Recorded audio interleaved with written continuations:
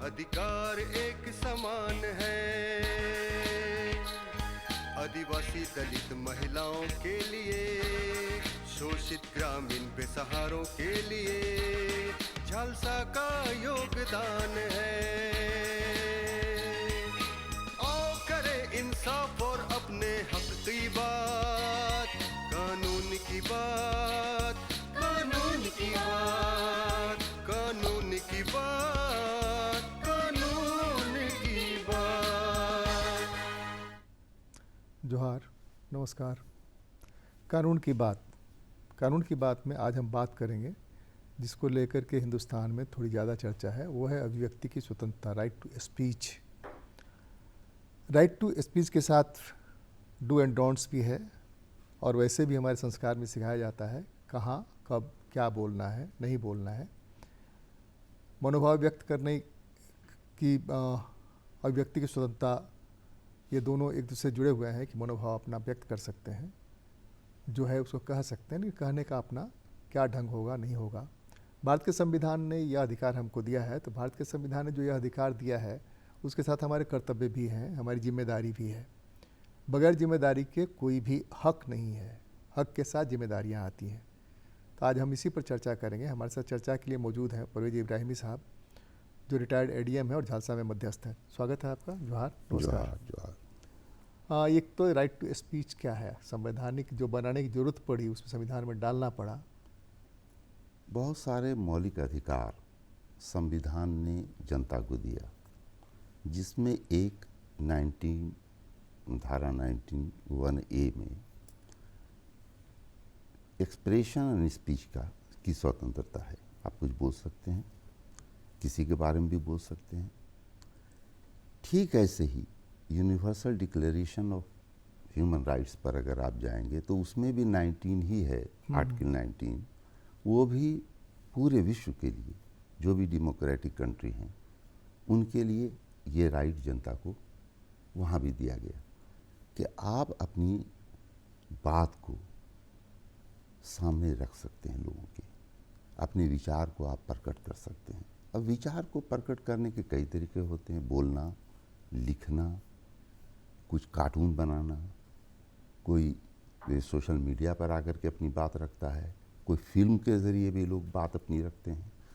तो ये सब अधिकार आपको अगर नहीं हो तो लोग ये समझते हैं कि मौलिक अधिकार जो दिया गया है वो एक इंडिविजुअल को, एक सिटीज़न को दिया गया है, जबकि इसके प्रभाव को अगर आप देखें तो डेमोक्रेसी की बुनियाद ही यही है।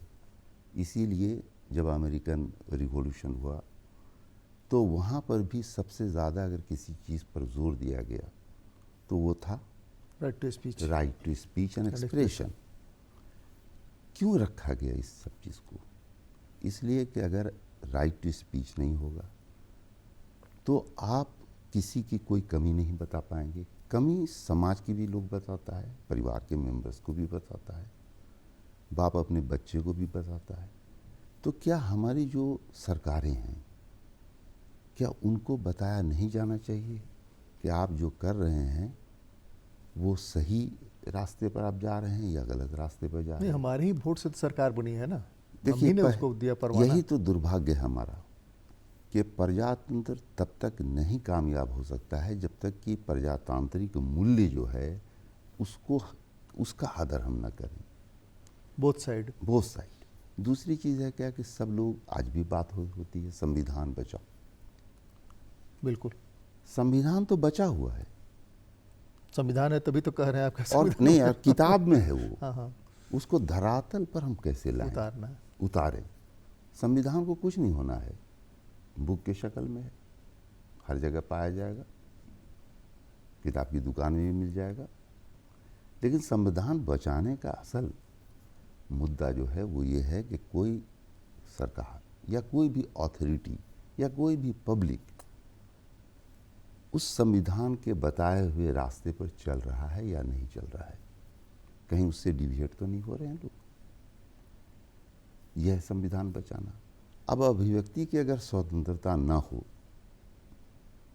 तो प्रजातंत्र कहाँ है? तब तो डिक्टेटरशिप में क्या बुराई है? वहाँ आपको बोलने का अधिकार नहीं है। दूसरी चीज़ है कि फियरलेस होके बोलना, यानी हमको ये डर न रहे कि हम जो बात बोल रहे हैं अगर उसको हम रीज़नेबल ढंग से बोल रहे हैं। वहाँ पर भी जो आपने कहा कि कुछ प्रतिबंध भी है, तो प्रतिबंध पर बाद में हम आते हैं।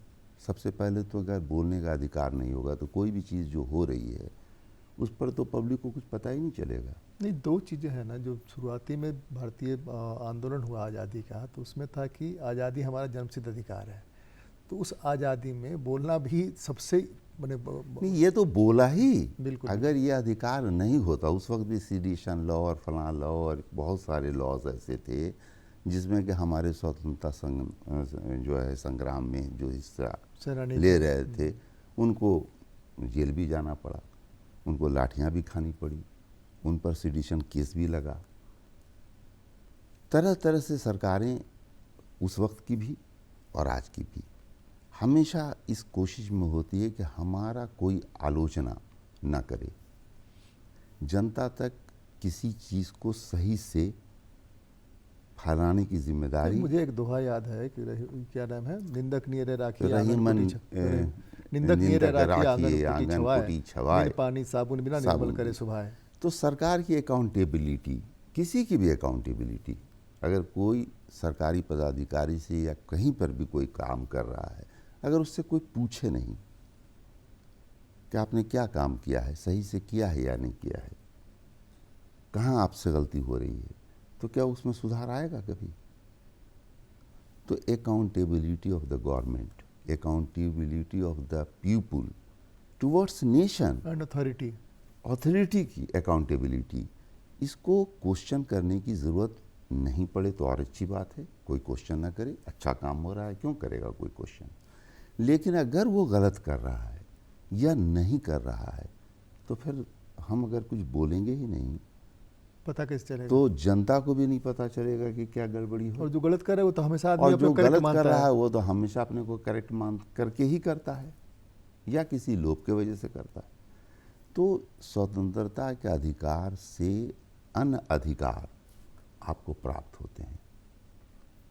जो सर्विस आपको स्टेट को देना है वो सर्विस आपको इसी अधिकार के बाद मिलता है। नहीं, अगर इसको काटेल कर दिया आपने, जैसे कि संसार में बहुत सारे एग्जाम्पल्स हैं, टाइम टू टाइम कर्टेल भी किए गए, सैकड़ों सालों की जद्दोजहद के बाद ये अधिकार आपको प्राप्त हुआ था। अब है कि रीजनेबल रिस्ट्रिक्शन। नहीं, जिसने भी कोशिश की उसको मुंह की खानी पड़ेगी, देर सवेर जिसने भी कोशिश हमेशा की हमेशा। अच्छा, आप कोई भी कानून ले लीजिए, हमारे तो स्वतंत्रता संग्राम बहुत बार हुआ। अगर 1857 का लीजिए तो किस चीज़ के खिलाफ था? कहीं ना कहीं आवाज़ लोगों ने उठाया। नहीं, अपने झारखंड में जितने अच्छा, अभी आंदोलन हुए हैं, हूल दिवस अभी हम लोगों ने मनाया है। ठीक है कि डायरेक्ट एकदम अंग्रेज सरकार से ये लोग नहीं लड़े, लेकिन अंग्रेज सरकार के जो लोग थे रिप्रेजेंटेटिव के तौर पर, जिसमें कि महाजन भी थे, पुलिस भी थी, मजिस्ट्रेट भी थे, उनके खिलाफ लड़े। कहीं ना कहीं उनको कहीं दिक्कत आई, लगा कि हमारा शोषण हो रहा है, तो वो लड़े। हमारी सुनी नहीं जा रही है, हमारी सुनी नहीं जा रही। सुनाएंगे। मानी बात है कि हर जनता जो है ना सबसे पहले सुनाने की कोशिश करती है, और उसको प्रेयर से शुरू होता है उसका। सुनना भी उसी। अगर आपने उसको सही समय पर सही ढंग से नहीं सुना तो दिक्कत हो जाएगी। अभी आज ही हम देख रहे थे कि वो दिल्ली में जो 10 साल वाला गाड़ी को हटा देंगे रोड से की बात जो थी, आज विड्रॉ हो गई। इसलिए जनता ने कहा, इसलिए नहीं, सबसे दिक्कत की बात क्या है कि आप कोई पॉलिसी बनाते हैं तो आप तो उसको वाइडली डिस्कशन करके भी तो बना सकते हैं। जिनके लिए बनाते हैं उनसे बात तो करनी चाहिए, वाइडली डिस्कशन करके भी तो बना सकते हैं। कहाँ लिखा हुआ है कि दिनांक इतना तारीख से ये लागू हो ही जाना चाहिए, अगर नहीं लागू होगा तो परले आ जाएगा? ऐसा तो कहीं नहीं है। विड्रॉ करने की आपको ज़रूरत नहीं पड़ेगी। ये टेस्ट क्यों करते हैं कि ये काम हम कर सकते हैं कि नहीं, जनता का रिएक्शन इस पर आएगा कि नहीं। और अगर जनता रिएक्शन ना कर पाए किसी भी वजह से, तब फिर क्या होगा? तब तो जो चाहिएगा आप लॉ बनाइएगा, जिस तरह से चाहिएगा लॉ को इम्प्लीमेंट कीजिएगा। लॉ हो नहीं हो, उस पर फिट बैठता हो या नहीं बैठता हो, बहुत सारे लोग देशद्रोह के केस में फंसे हुए हैं। वाकई क्या देशद्रोह का केस उन पर चलना चाहिए कि नहीं चलना चाहिए? कानून है, बेल तक नहीं मिलेगा इसलिए कि कानून है। न्यायालय को भी तो उन्हीं कानूनों को देखना पड़ेगा, अलग से तो कुछ नहीं। वो तो इंटरप्रेट कर सकते हैं कानून को, देख सकते हैं कि कानून का अनुपालन हुआ है कि नहीं हुआ है। फिर दूसरी चीज़ है क्या कि सिटीजन के वेलफेयर में ही गवर्नमेंट का भी भला है। दुनिया में अब तक जहाँ कुछ भी मिला है वो बोलने की वजह से ही मिला है, मांगने की वजह, आपको मांगने के लिए हर बोलना चीज़, पड़ेगा। आज देखिए ना, वीमेंस लिबरेशन के लिए लोग बात कर रहे हैं। हमारे यहाँ बाबा साहब अम्बेडकर थे जो नेशनल मूवमेंट के एक पार्ट को चला रहे थे, सोशल रिफॉर्म को, कि जो अनुसूचित जाति जनजाति की जो दुर्दशा है उससे उनको कैसे उभारा जाए। बिल्कुल, बोलना तो पड़ा, उसके लिए भी बोलना पड़ा, लिखना पड़ा, लिखना पड़ा, ऑर्गेनाइजेशन बनाना पड़ा। वो कोई पॉलिटिकल नेता तो थे नहीं, लेकिन उसके बावजूद भी उन्होंने इन इश्यूज को उठाया। ऐसा नहीं है कि इन इश्यूज से कोई अनभिज्ञ था उस वक्त, उससे पहले भी ये इशू उठे हैं, सामाजिक रिफॉर्म की बात, उसके बाद भी उठा है। नहीं, लीगल सर्विस अथॉरिटी का गठन ही इसीलिए हुआ कि आप अपनी बात बोलें, तब ना वहाँ मदद मिलेगी। तो है क्या कि दो बातें हैं। एक तो है कि अगर आप चाहते हैं कि एक स्वस्थ प्रजातांत्रिक समाज का निर्माण हो जो सबके लिए भले में है, किसी खास वर्ग या किसी खास व्यक्ति के भले के लिए नहीं है, इसलिए कि आपका अधिकार तब तक आपका अधिकार है जब तक वो मेरे अधिकार का हनन नहीं करता है। और अगर आपका अधिकार मेरे अधिकार को हनन नहीं करता है तो हम भी आपके अधिकार की गारंटी दे पाएंगे और आप भी मेरे अधिकार की गारंटी दे पाइएगा।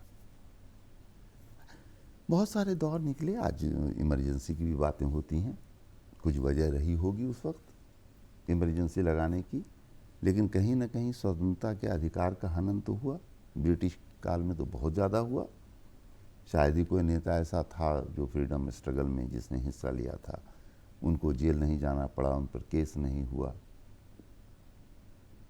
हमारे ये जो इतने बड़े प्रेमचंद जो उपन्यासकार थे, कहानीकार थे, वो पहले लिखते थे आफ्ताब राय के नाम से, बाद में उनको बदल देना पड़ा नाम अपना।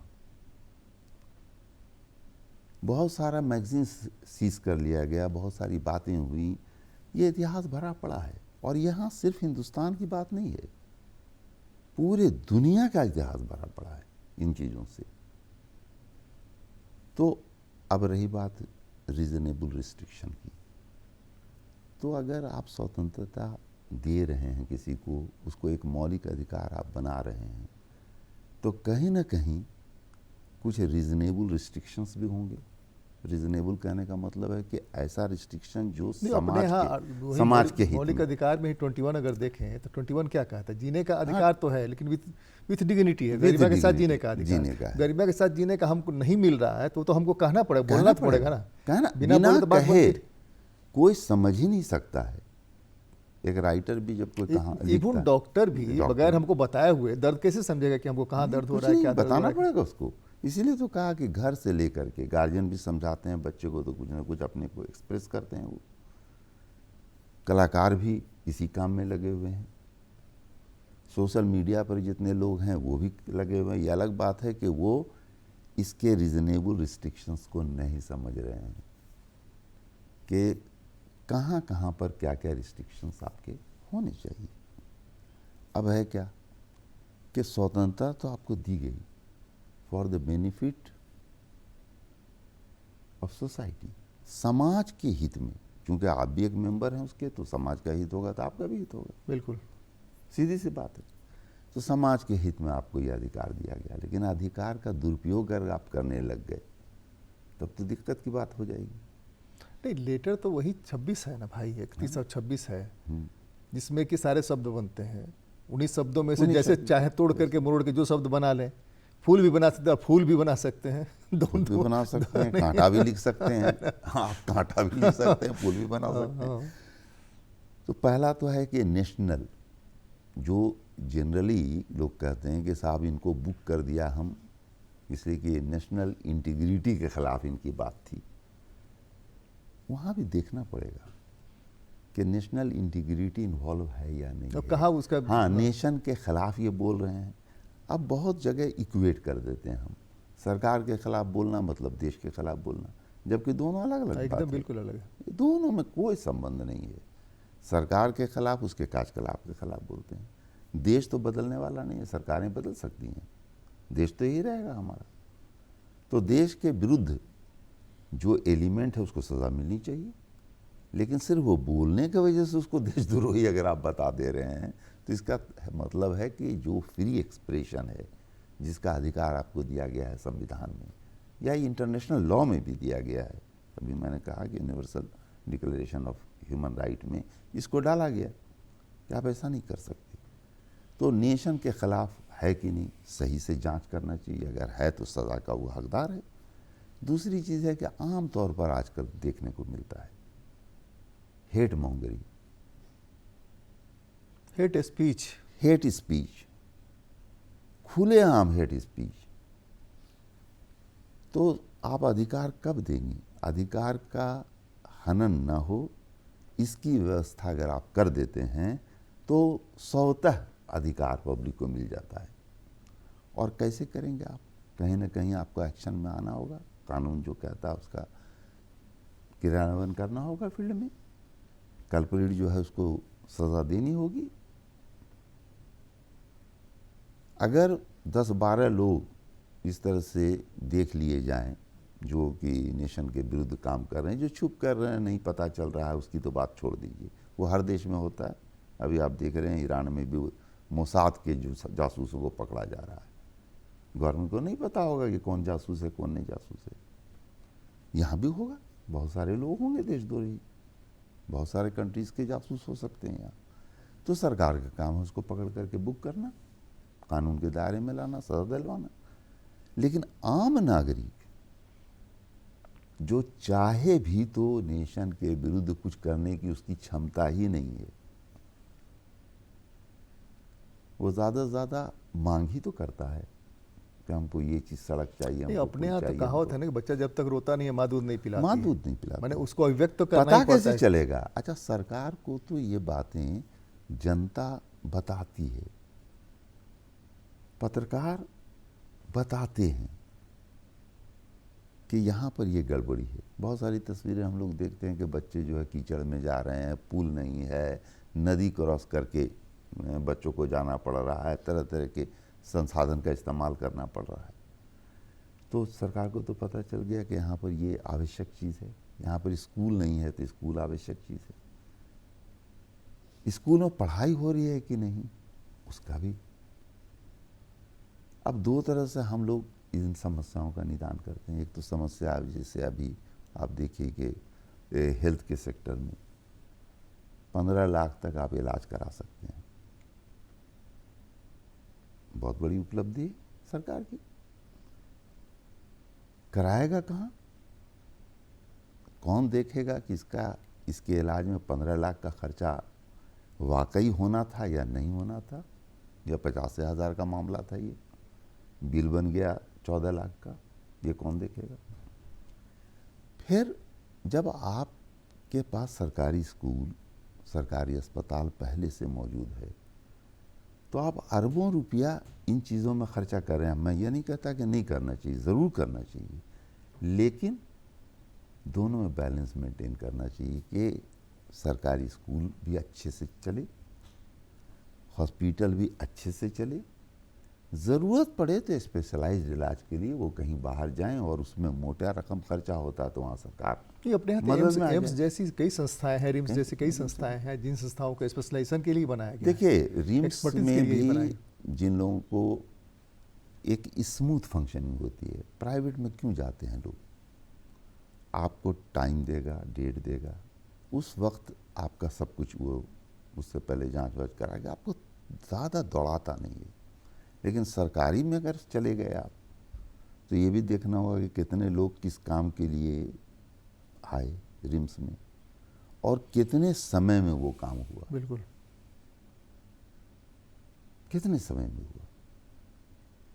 अगर उसको भी आप मॉनिटर कर लीजिए तो आपको इंस्टीट्यूशन के हेल्थ का पता चल जाएगा, इंस्टीट्यूशन का हेल्थ कितना है। नहीं, असेंबली और पार्लियामेंट जहाँ अभिव्यक्ति की स्वतंत्रता है और कुछ भी बोलने पर रोक नहीं है, वहाँ भी लिमिटेशंस है। वहाँ भी लिमिटेशंस है, वहाँ भी आप गाली गलौज थोड़ी कर गाली सकते गलौज, जैसे गाली गलौज करेंगे उसको अस्पंज कर दिया जाएगा, हटा दिया हैं, जाएगा, कर दिया जाएगा।